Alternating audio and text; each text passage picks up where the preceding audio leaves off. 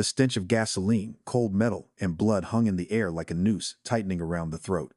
The car, parked crookedly at an angle to the curb, seemed frozen in a moment of panic, its headlights casting a dim glow into the night. Behind the wheel sat a woman, her head slumped lifelessly against her chest, face battered, a thin trickle of blood running down her cheek and dripping onto her leather jacket. Nearby, sprawled on the asphalt, lay Jaylen Ross, young, lean, with a split eyebrow oozing blood. He barely stirred, as if clawing his way out of a nightmare, grasping for reality. Jalen's eyes slowly opened, and the first thing he saw were black police boots encircling him. Flashing lights bathed the street in blue and red, sirens sliced through the air, and shouts merged into a chaotic roar. He didn't know who the woman was, where he was, why his whole body ached. In a few hours, they would tell him his life was over.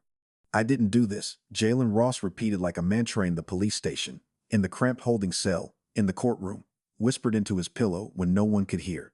His voice trembled, but no one listened. Jaylen was just an ordinary guy, 28 years old, a job at the post office, no prior record. That night, he had been walking home, old school rap buzzing in his headphones, when a blow from behind plunged him into darkness. He woke up in hell on the asphalt, next to a dead woman whose name he didn't even know. Blood on his jacket, a knife nearby, everything pointed to him. The cops looked at him with contempt, their questions sounding like verdicts. "Blood on your clothes. Weapon right there. You fit the profile," they spat, not bothering to dig deeper. Jaylen tried to explain. He didn't remember. He'd been hit. He was a victim. But his words drowned in their indifference. His case was closed quickly, like an inconvenient report. That woman's death clung to him like a curse. He hadn't known her, but her shadow now followed him everywhere, poisoning every glance, every whisper. Jaylen felt his name dissolving into accusations, the truth slipping through his fingers like sand. The courtroom was cavernous, cold, steeped in the smell of old wood and tension. The prosecutor, a tall man with a piercing gaze, spoke sharply, his words hammering like nails. "A cold-blooded crime. The evidence is irrefutable." The defense, an elderly lawyer with tired eyes, mumbled something about lack of conclusive proof, but his voice was lost in the noise. Jaylen sat, shackled in handcuffs, feeling the jurors' stares burn into his skin. They didn't see a man, they saw a headline: "Killer." No one dug deeper. The investigation stopped at the obvious. Blood, the knife, his presence. The puzzle had been forced together, the pieces jammed in where they didn't fit. No witnesses were sought, no motive examined. Jaylen tried to speak, but his words bounced off the walls like echoes. His mother sat in the back row, her tears the only thing he could feel. The verdict came like a gunshot. Guilty. 25 years. His mother's eyes held pain. His, emptiness. The courtroom emptied, and Jaylen was left alone, bound not just by handcuffs, but by the injustice that had become his new reality. The darkness of the prison was thick, almost tangible, soaked in the stench of bleach, wet concrete, and human despair. Jaylen's cell, a cramped coffin of gray walls, barely let the dim light of a flickering bulb through the bars. The first month was a fight for survival. The inmates, like wolves, smelled fresh blood. They beat him in the cafeteria, shoved him in the corridors, testing his limits. "Hey, bitch, you won't last long," they hissed, laughing when he stumbled. The nickname bitch, born from rumors about the dead woman, stuck like a brand, stealing even his name. The guards watched indifferently to them. He was just the guy who killed a woman, another number in their files. The pressure never let up. In the showers, they pinned him against the wall, cold tile digging into his back as one of the old-timers held a shiv to his throat, demanding submission. The insults came daily. "Killer," "scum," "monster." Jaylen stayed silent, but every blow, every spit in his face, ate away at his soul. Hatred surrounded him like air, hatred from inmates who saw an easy target, hatred from guards who didn't care about the truth. Even the mirror above the sink reflected a stranger, hollow-eyed, gaunt, stripped of hope. Despair crept in at night, when the silence of the cell became unbearable. Jaylen lay on the stiff cot, staring at the ceiling where cracks mapped his ruined life. He thought of his mother, of freedom, of how the world had forgotten him. Sometimes he wanted to scream, but he clenched his teeth, afraid he'd break. Prison wanted to crush him, but somewhere deep inside, an ember still burned, faint, fragile, but alive. He didn't know it yet, but that ember would be his salvation. A year passed, and prison had changed Jaylen. He learned to stay silent, to dissolve into shadows, to become invisible. The cell no longer terrified him, but it never let Goit's walls pressed in, a constant reminder of his sentence. He stopped arguing with fate and started listening. Prison spoke, whispers in the cafeteria, fragments of conversations in the yard, drunken confessions over homemade hooch. Inmates, forgetting he was there, grew careless. One night, in the dim glow of the cell, one of them coughed through cigarette smoke and muttered, "My brother's friend a real psych off some chick 'cause she wouldn't get an abortion. Pinned it on some poor bastard. Clean work." The words cut into Jalen's memory like a blade. He didn't move, but his heart hammered. It was the first thing that had ever connected to his case. He memorized every inflection, every hint. Hope flickered in him thin as early ice. He started listening harder, piecing together shards of truth from the noise.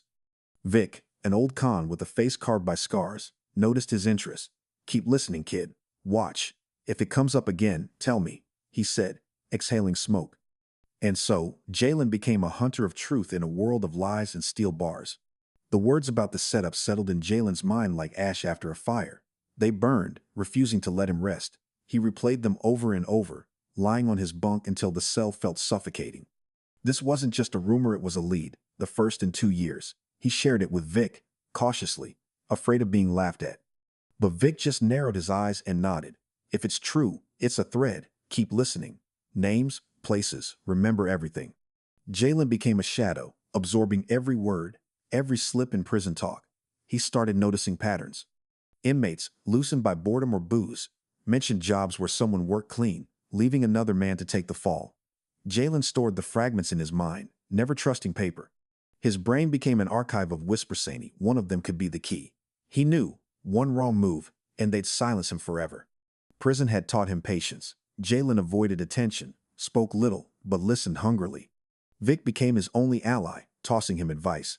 "Don't rush, kid. Truth's like a beast, it comes out on its own." Jaylen waited, feeling something grow inside him, not just hope, but resolve. 2 years in prison had taught Jaylen patience, but chance changed everything.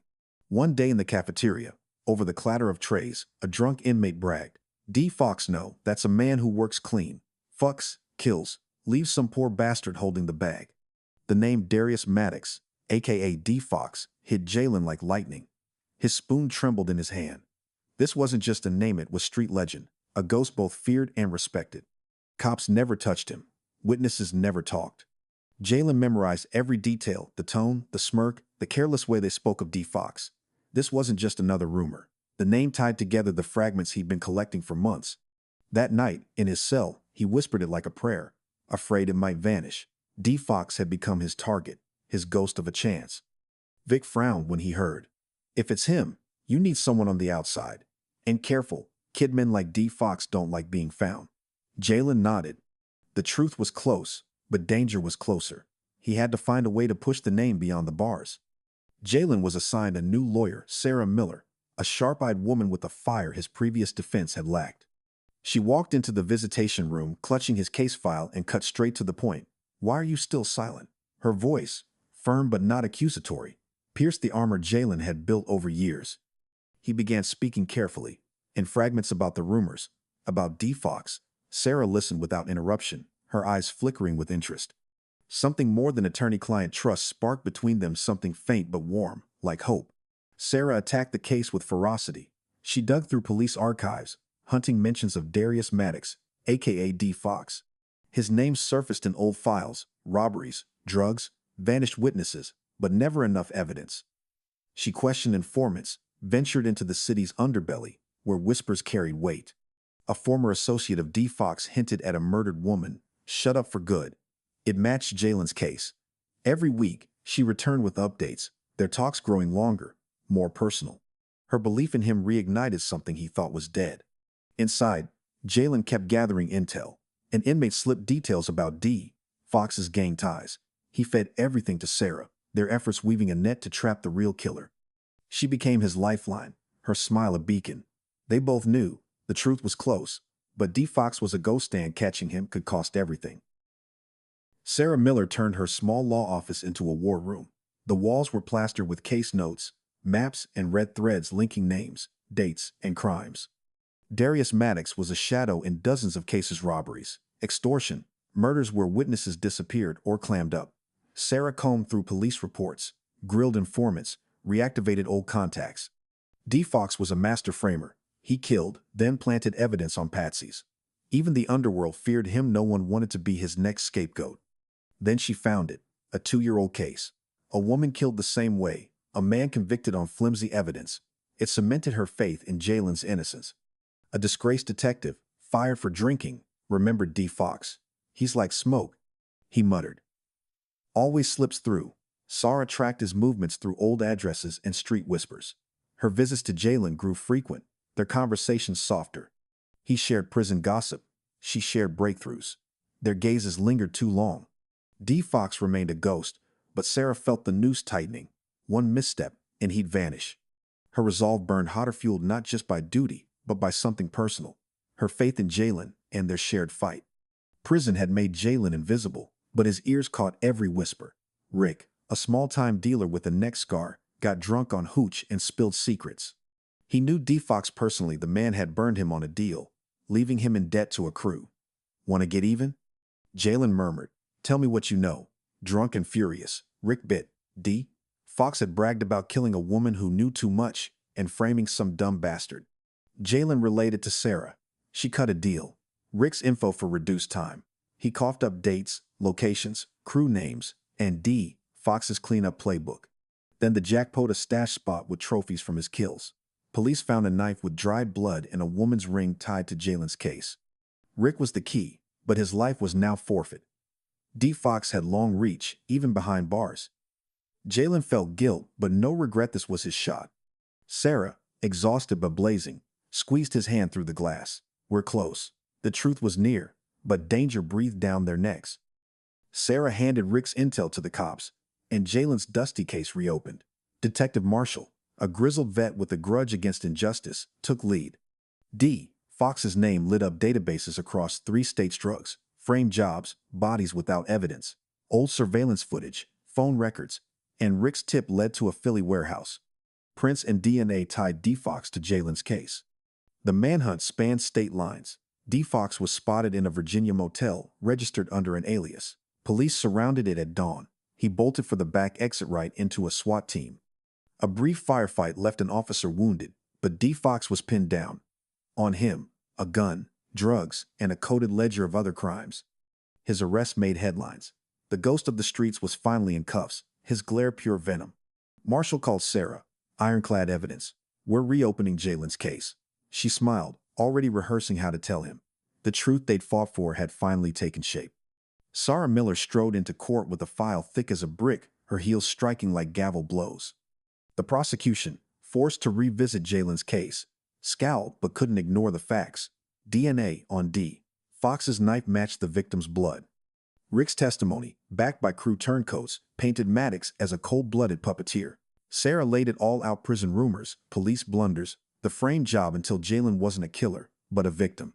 The judge, an old man with weary eyes, listened closely. The original jury was gone, replaced by strangers, but the shadow of the old verdict lingered. The prosecutor clung to past arguments, but they crumbled under new evidence. Jaylen watched Sara with gratitude. Her faith in him was dismantling his despair. The ruling was seismic. Jaylen Ross, not guilty. His case became a symbol of systemic failure. An innocent man robbed of 3 years. In the courthouse hallway, Sara hugged him. No words, just raw emotion. The win was theirs, but the scars would remain. Jaylen's release day was overcast, but to him, the sun blazed for the first time in 3 years. He stepped outside, inhaling freedom like it was oxygen. There were no tears, just numbness. Sara waited at the gates, her smile as warm as her support. They hugged, and in that embrace, Jaylen finally felt alive. The outside world felt alien. Streets buzzed. People rushed. He walked slowly, relearning how to breathe. Sara stayed close, his anchor. Reporters clamored for interviews. Advocates cited his case, but Jaylen didn't want headlines. He wanted a life. His mother's tears were happy now. Her cooking, her home, they gave him pieces of the past back. Sara stayed too, not just as his lawyer, but as his partner in the fight. They talked about the future, about how truth could rewrite fates. Jaylen looked at the horizon and saw not prison's shadow, but a blank page and the woman who'd helped him reclaim it. Jaylen enrolled in law school, determined to speak for those the system broke. Nights were for textbooks, days for counseling inmates who wrote him pleading letters. Sara stood by him, their bond deepening into love, forged not from pity, but shared purpose. 2 years later, they married by a lake, the sunset mirroring their hope. Twins followed a girl and boy, their laughter Jalen's new compass. Their lakeside home was modest but warm. There, Jaylen found peace, watching stars ripple on the water. He and Sara took on wrongful conviction cases, their office a lighthouse for the lost. Every win reminded him his path from cell to freedom hadn't been in vain. The scars remained, but they no longer defined him. His past wasn't a curse, it was a lesson. He lived so others could escape the dark, just as he had. The past clung to Jaylen like a shadow, but it no longer ruled him. Prison lingered in dreams, in the stench of wet concrete, in echoes of slurs, but it didn't own him. He became the lawyer whose words made courtrooms listen. Every case, every saved life screamed, a cell isn't the end, it's where the fight begins. Sara and the kids were his light. Their home brimmed with joy, but Jaylen never forgot those still waiting for justice.